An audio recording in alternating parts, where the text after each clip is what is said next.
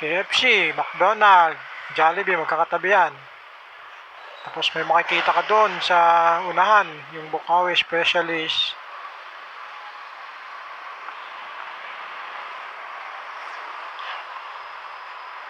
Medical Center. Ha? Pakita ko sa'yo.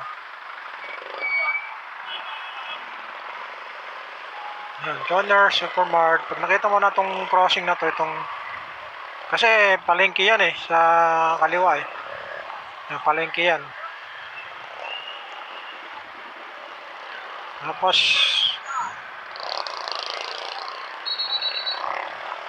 mapansin mo meron ng yung malaking hospital na yan. Yan, sunahan natin. Malaking hospital dyan.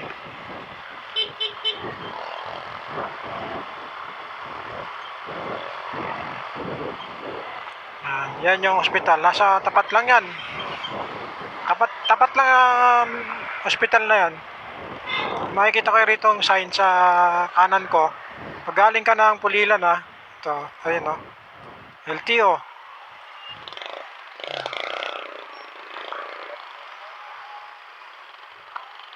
Makikita kayo yan Yan yung hospital na yan